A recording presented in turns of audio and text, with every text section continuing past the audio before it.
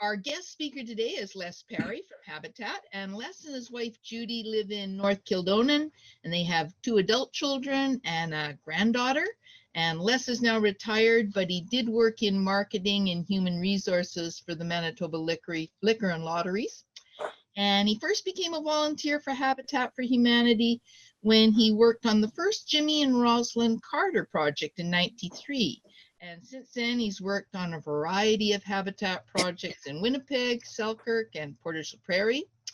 And besides the actual construction work on a site, Les has volunteered for a number of speaking engagements, and he's very supportive of Habitat's fundraising efforts so that they can continue to provide high-quality homes for working families in need.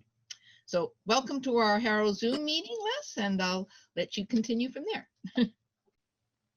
Thank you, Ray. I appreciate the opportunity to be here. It's always a happy time for me to talk about Habitat for Humanity. Just like this photo, it's a happy time for this young man who's in his bedroom in his new Habitat home, and he's not sharing it with anyone. He has his own room finally, and he could not be happier. Another plus for a new home for this Habitat child. And this family also, there we go. Great. So I won't repeat the narrative, but this is another happy family moving into their new home. It's quite likely that many members of your congregation are very familiar with Habitat, perhaps even having volunteered like I have done. But we do have some myths that come up once in a while. People think in many cases we actually give away houses. We don't. These houses are bought and owned by the homeowners. Some think we only build for active Christians. No, we provide homes for anyone who needs it. And that we only build with volunteers and donated materials. While that may have been true at one point, it's definitely not true today. Building a house is a complex situation and requires technical trades with the skills and experience to have the homes built to code and to get them inspected and approved. Homes are not well built, another myth. We are very careful about the quality that we put into our homes. They are well built, there's no doubt about it. And some people think that the only way you can volunteer is by being on a build site. Actually, there are lots of activities behind the scenes that volunteers can enjoy before or after COVID. The camaraderie and working in the office, doing all kinds of things, helping organize events. So there's lots of volunteer opportunities. We're actually driven by the desire to bring communities together so that we can help families build strength, stability, and have independence through their affordable home ownership. Our goal really is to provide a hand up, not a handout. And we value some very important measures in our organization, and we practice these, including collaboration. Obviously, there are a lot of stakeholders that make Habitat successful. So we need to collaborate at all levels, right from the build site up through the ranks to the CEO's office, arranging to acquire land through the city of Winnipeg and working with politicians on fundraising. We're an organization of integrity. We're very fortunate that we have high standards and we adhere to those standards. We honor our families. They are our partners really in this, so they deserve our honor and they get it. And we're, I think, an organization of excellence. The organization builds high quality homes and they provide a service to working families they might not otherwise be able to tap into. And we find, now this is basically anecdotal, but we believe that a stable home becomes the foundation for a stable family environment. And we have found just through our relationships with the families that this stable home environment really helps the children perform better in school. They're more likely to participate in social activities, to feel that they're among their peers. We find they're often motivated to take on more education after secondary school. And all of these things better prepare them for success in life. But with a stable home environment, it makes all of these things possible. So how does our program work? It starts really with rigorous family selection so that we select families that are going to succeed. We want them to succeed. So we're fairly careful about that. There's a questionnaire, they have to produce documents, there's an interview process. They have to fully understand what they're getting into. And we really work well to make sure that they understand all that's required. They bring sweat equity to the program, and I'll explain what that means shortly. The mortgage terms are very amenable to their situation. And the other key thing about our program is that the money never leaves the program. The money is reinvested back in. And by money, I mean essentially the mortgage payments. But we'll take a look at that. So our program really works. Obviously, demand is exceeding supply. We have at any given time over 400 families waiting for a home. They're in the queue. So you can imagine how long it would take us to build 400 homes for those families when we're, due to COVID and other factors, only able to produce, say, 12 homes in a season. It's quite a challenge. But the owners, the new families bring 500 hours of sweat equity, and that's to displace a down payment. So their contribution is 500 hours, and that can be on their own home, on their own property, working on it, building, and so on, or it can be on someone else's home. As long as they have their sweat equity in, they're good to go. The mortgages are interest-free, and they're geared to about 27%, no more than 27% of the family's income. And they pay that mortgage back to Habitat over 15 years. At the end of the 15 years, we believe they will have enough equity in the home that they can now go to a conventional lender and proceed to have a mortgage that isn't through Habitat, but through a conventional lender, which helps them develop a credit rating and really true home ownership. The mortgage payments that come in help us build a capital pool because we simply put that money into our pool of capital, and that allows us to provide even more mortgages. So this is a family, a group of homeowners, and they're working on a build site. They're probably involved in their 500 hours of sweat equity and couldn't be happier to be helping out. And here's this is a typical build site. Probably, I don't know if the detail is obvious or not, but I'm assuming the lady in the foreground there is just setting that nail, because if she drives that nail home, we'll have to tear that wall up, that stud apart, because the 2x6 stud and the top plate do not align, and we couldn't have that. So we'd have to take that apart and redo it. But I think she's just setting the nail before she gets ready to drive it home. Habitat's history, well, it's a very interesting one. The Winnipeg group started officially in June of '87, built their first homes the following year. Winnipeg itself, as a Habitat organization, invented the idea of the restore. And it has been really successful and really is around the world now. Jimmy and Rosalind Carter were here in '93 for the first time, and then again in 2017 for their builds. And we built 25 homes in 2017. Amazing achievement. We started Women Builds in 2005, and those are build sites where only women are involved. So women are with peers who are basically learning carpentry skills if they had none to begin with. So it's it's a great learning experience. Habitat Manitoba, which is the larger group in the province, was set up in 2011 to create more chapters around the province so that the program could roll out further. Now we have 14 chapters across Manitoba.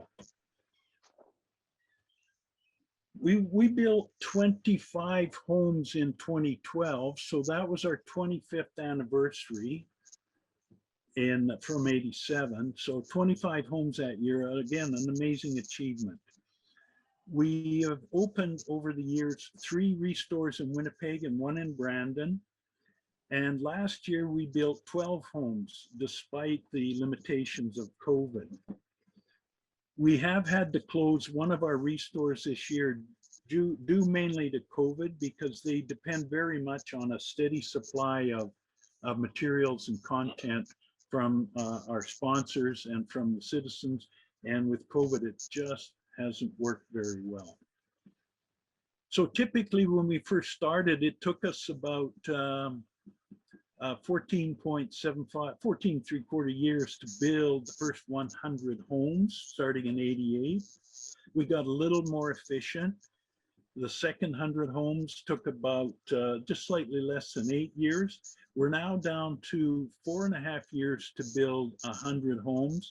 And I think we can get that better once we get past the current pandemic limitations.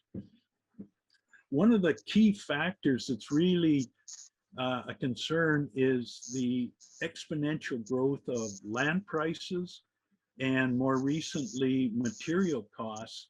It's unbelievable how they have accelerated, and our need for fundraising, of course, grows with that. If you're wondering how we're financed, really there's 4 sources of income. We have the social enterprise, which is Restore, with our 3 locations now, 2 in Winnipeg, 1 in Brandon. What the Restore does is provide the funds for our administrative costs. So that has been a key thing in our success in terms of building more homes, because our donation money and our fundraising really provides a direct support to the home building, and the administrative costs are paid through the Restore funds. We raise money in the community through things such as Super Sunday and other events and activities. We have mortgage payments, and if we have cash, we invest it. And we also depend highly on grants from funding organizations, and we really depend on government support, either through the federal government or the province, to help us provide the homes for our families in need. Government support last year was critical for us, and again this year as well. So here's some team members raising rafters for condo development. This is in on Templeton Avenue in Northwest Winnipeg. You can usually tell this is a work group, a group from an employer who get the day off to build a habitat site, and boy, do we welcome that. Same thing here, a group putting up a wall or lifting a wall that's all ready to go in place. And it looks like, again, an employee group from a generous employer who gave them the day off. We focus a lot on environmental stewardship. Our techniques for building our homes are very green. The energy efficiency of these homes really is designed to save the homeowners as much money as we can. So they would typically have an energy bill of around $100. I mean, it varies obviously, but you could, we're told by the experts, you could heat one of our homes in the winter with just 3 hair dryers. The problem is, how do we get that air moved around? But essentially, that's how little heat is needed for the homes, the way they're built. Now, 2018, Habitat initiated a new project called Net Zero, and we built a 4-plex on Logan Avenue that that was really with our partner Qualico. It was really designed to be, I guess, a test market, a test model. Let's try this and see how it works. So we learned a lot from that about new home construction. Qualico was a great teacher and a great support to us on that project. And we'll look at some pictures of it in a minute. But it led us then to another innovation, which was a bare land condo development on Templeton, which we started last year. So when I use the term net zero, I'm talking about basically a building that produces as much energy as it consumes. So in peak months in the summer, it's probably feeding energy into the grid. And in the lesser sunny months in the winter, it's drawing energy from the grid. The goal is to have it at net zero where it's producing its own energy. And I say this on behalf of the organization. They're pretty modest and self-effacing about the national and local recognition that they've received. But for example, they've been Alcan Canada's National Sustainable Building Award winner. They've been recognized by the Spirit of Winnipeg Award for Most Innovative Charity and the Spirit of Winnipeg Award for Environment and Energy, among many others, including some from CMHC. So this has been at least recognized by many community organizations that Habitat's well known for its environmental approach. So this is a fourplex on Logan Avenue. And this is, you can see 4 doors. So this is the building that was a test to see if we could make it net zero. The jury's still out on that, and yet it's a great concept. So this is what it looked like in July of 2018, when we were all sweating away there, building the foundation and putting the walls up for this massive structure. That's what it looked like then. And then by fall, it had taken really good shape, and you can see it's just about ready for final siding. And if we look at the back, this is a rear view. So you can see the solar panels that capture the sun's energy and convert it. So it really is an innovative approach. The thing I noticed about this is one of the ways of managing energy efficiency is managing the size of your windows. So that is why those windows are as they are. So it goes from that to the back. This development here is a finished habitat project. This is a Fernbank, which is just off North Main.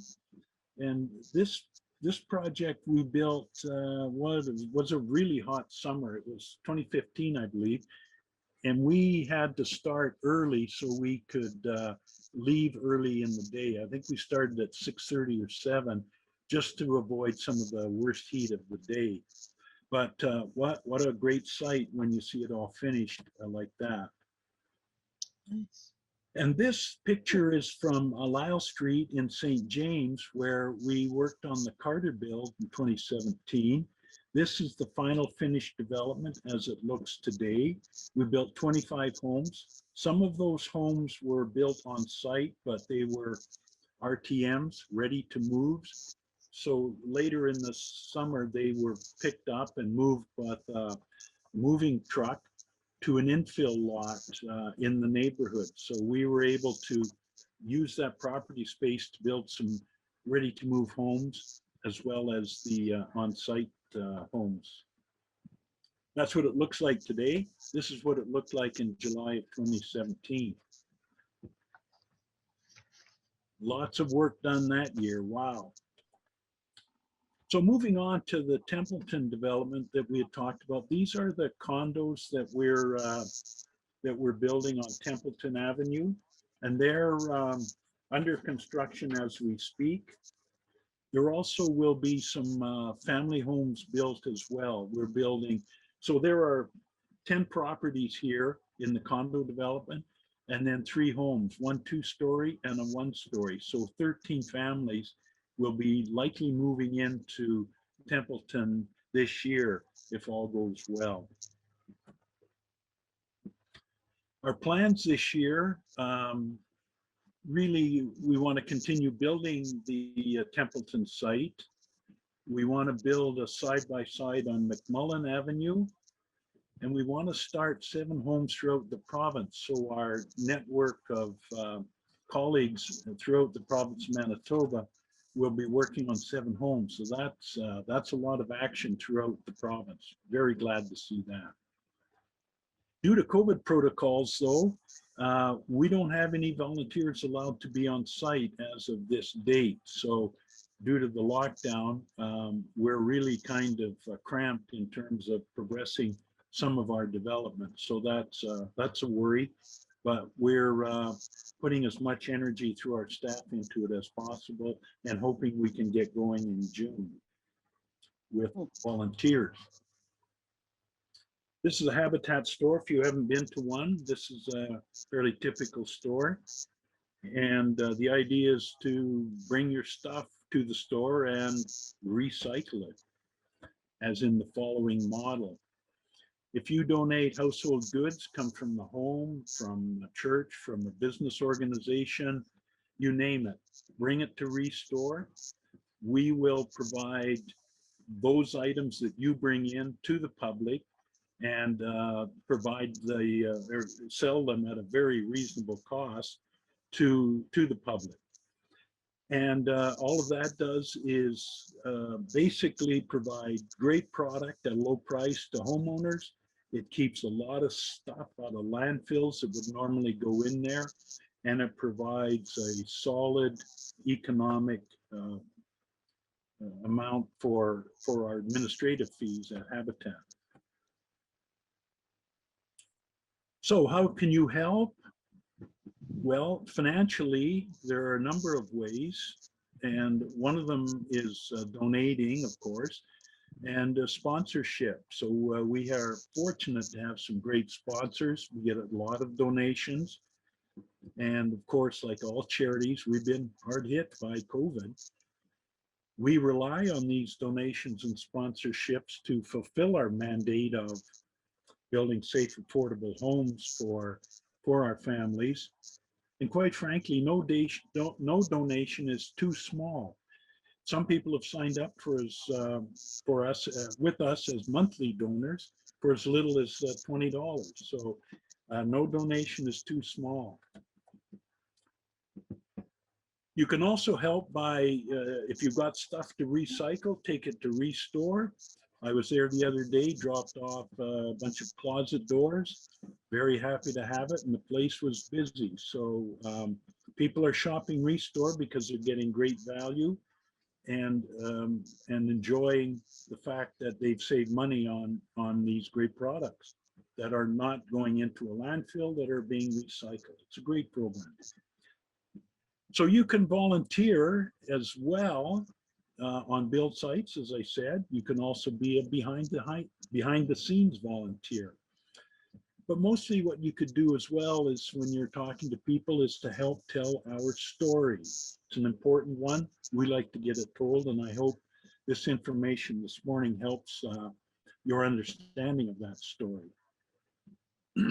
Last thing we do with our homeowners is provide a tea ceremony. And that is the day that the homeowners take over their new home. And it's a great event. So we're doing them virtually now, unfortunately, but normally this would be a great social occasion. The family has all of their friends and other extended family members there. The kids are all running around. Everybody's wearing their socks. They don't want to get shoes all over their new home. The children are showing you their bedroom. They're taking you through the house. They are so delighted.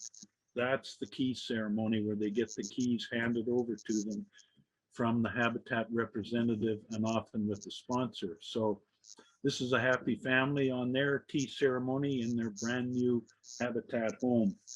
helping really the start of a stable family home. So this is a shot of our 2020 family members. These are the people who got homes in 2020, and it's a large group. You can appreciate many of our homeowners are new Canadians, and home ownership for many of them is something completely new and different. Thank you, Harrow United Church, for Super Sharing Sunday. We really appreciate it, and we appreciate the opportunity to be here. Thank you. Any comments, questions? We try to answer them as best we can as a volunteer.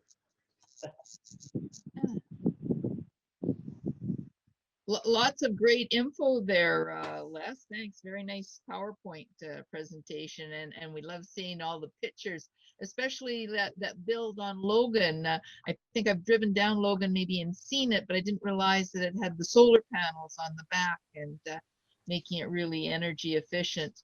And I remember the site on Lyle Avenue there. I wasn't working on the site, but I took muffins there and cookies from our church, which people had baked, and they were going to be using them for the snack time for the workers in the summer. And I know Susan at the beginning asked you if they might be doing the same this year, but until all the COVID restrictions are announced and that, you won't know exactly when you'll get to work on the Templeton site and if they would require food for their snack breaks. But so does anybody have some questions for Les? I'll ask one. This was fascinating, Les. We live in a condo and I'm a board member. And one issue that we are just beginning to deal with is charging stations for electric vehicles. And with all the emphasis you gave us on environmental issues, I wonder if Habitat has done anything to confront that yet. Be glad to hear. Boy, that's a great question. And I don't have a specific answer. Sure. Because of the limitations, I haven't spent much time with them, but I would think that that would be certainly in the planning works for the management team there. I would also suspect that given that electric vehicles are a premium product, maybe our homeowners aren't in that league yet at this Correct. stage of their careers, but certainly that would be coming. Absolutely, that's a great point. And in fact, I'll mention that to Vernell when I email her. Thank you. I first got involved with Habitat was my business partner at the time was a co-chair with Bill Norrie, and he said, "Hey, you ought to come down and take in this event and help us out." So I said, "Sure, whatever." But my eyes were fully opened. I could not believe what a fabulous idea it was, how well organized it was, and how successful it was, because we built all the homes were completely finished in a week, start to finish. We don't do that anymore, but that event was amazing for that reason. How long do you get to do your 500 hours of sweat equity? Like some people might complete it in 1 year, and can some take multiple years? Yeah, that's another great point. Most of the families are pretty committed, so it is a personal circumstance. And if there's a home that they can work on, especially their own, they can really put in a lot of hours. But it does take a while. It's not a 2-week event, that's for sure. The 500 hours be built up by mom and dad and kids all working? Yes, it's a family endeavor, and every time they're on the job site or wherever they're doing their work, there's a sign-in sheet and the documents prepared, and they sign off on their activities. so that it's all recorded and documented, and no one's, kind of getting around the system. It's very thorough. Some of those hours get put in the restores too, I believe. Absolutely, yes. You can volunteer in the restore. Yeah. Sorry, Gay, I interrupted you. Dorothy? I was just wondering you said that there were 7 homes being built. Are they all in Winnipeg? To clarify that, the 7 homes that I was talking about are throughout Manitoba, through our various chapters in the province. We're only building 2 infills in the city and the Templeton project. So we've got our hands full doing that. But those 7 homes will be built throughout Manitoba. Where? Good question. Maybe places like Brandon, Selkirk, Portage-la Prairie, Shoal Lake. So wherever there's a chapter, there's a good chance they'll be building a home there. I have a restore on Inkster Avenue just behind where I live, and I was in there the other day just to because I had given things to them, but I actually hadn't gone in the store, and it is interesting to see the variety of furniture, appliances, and then they have some new things, like some of the building supplies are in their brand new packages, so I guess they must have been donated from a company of some kind. And that are all the employees volunteers, or do you have a mixture of some volunteers and some paid staff? Yes, it's definitely a mixture. Some are volunteering, but some are paid employees, either full-time, part-time, or casual. The people doing intake are generally our employees. They have to value those products. But you're correct. Excuse me. You're quite right to say that companies are donating products. We get a fair amount of stuff from Home Depot that they can't sell. But with all of the COVID changes, it really has kind of tied off some of those that flow of donations that used to come in. It's been quite a challenge for Restore, but it's still going strong and people are buying. That's good.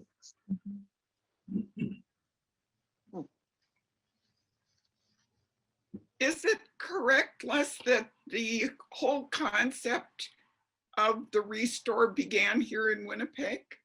That's my understanding. That it was fairly typical of Winnipeg. We invent all this stuff and take no credit for it. But yes, there are a lot of smart people that were behind Habitat in the formative years. Still there, still smart people. We're also frugal and can't see stuff go to the landfill. It doesn't have to. So. Yeah, definitely frugal, and in a good way this time. Yeah. But diverting, I think, what was the number I read? It was like something like 2,000 tons or 2,500 tons, give or take, in a year gets diverted from a landfill through the Restore. It's really quite extraordinary.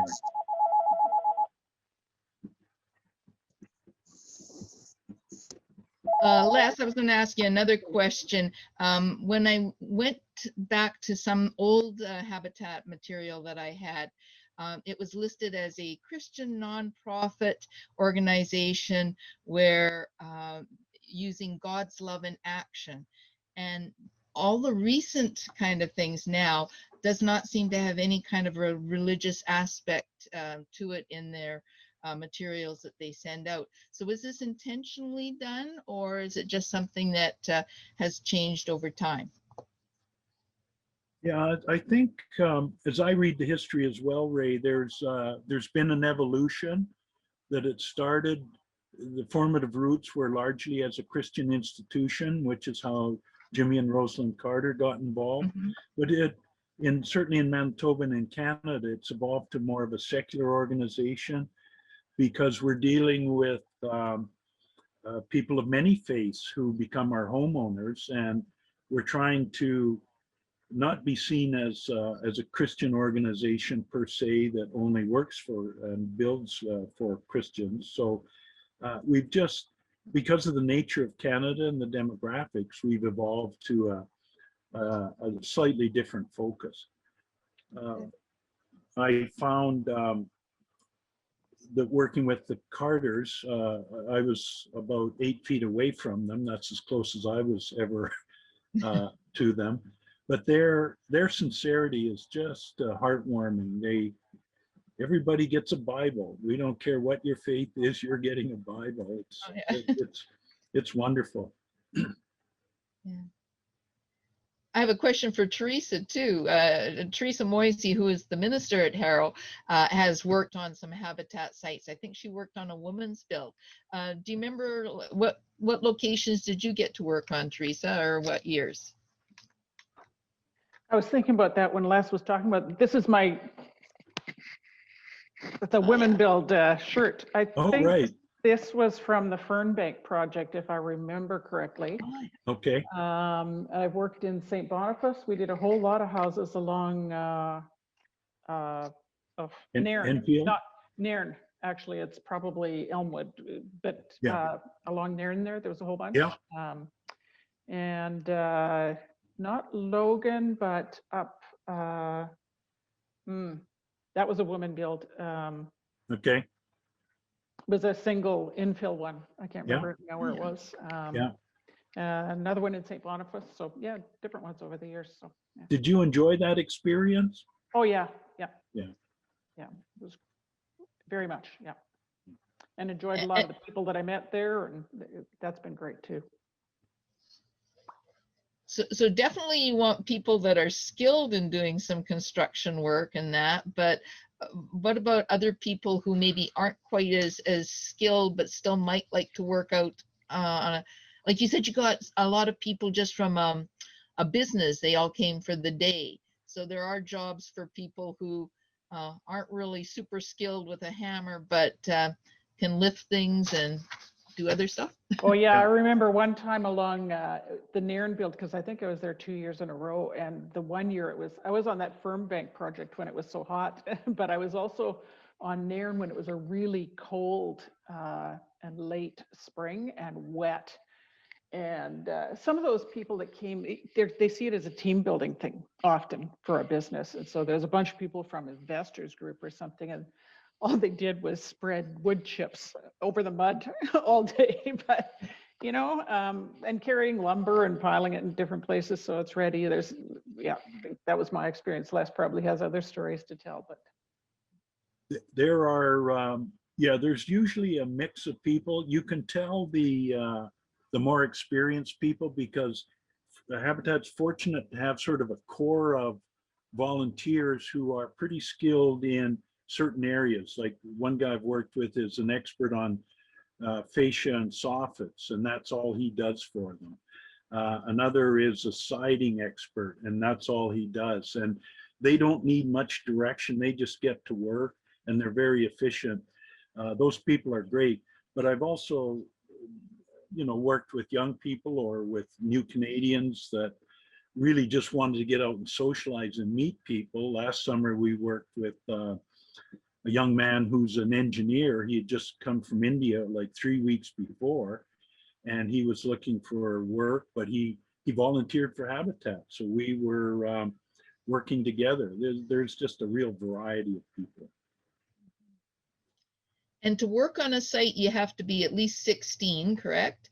And Correct. do you have to have certain things, like you have to have your own work boots and you have to have a hard hat or whatever? No, you shouldn't need that, because we have that equipment on site. So you could show up with nothing, and we will provide the safety shoes, the hard hat, the tools you need. That is easily looked after. Some of us are fortunate to have our own stuff, but we could easily look after anyone who just shows up, for sure. But you couldn't but you just have to show up at a pre-register. site, you'd have to ask to volunteer ahead of time, right? Right, yeah, you have to pre-register if you're going to volunteer. When I say show up, I'm assuming you've already registered and jumped through those hoops. Mhm. and you do safety training as well, which in more recent years has been an online course. Right, yeah. big emphasis on safety, which is one of the major differences from when I first started in '93. Total emphasis on safety. Thank goodness.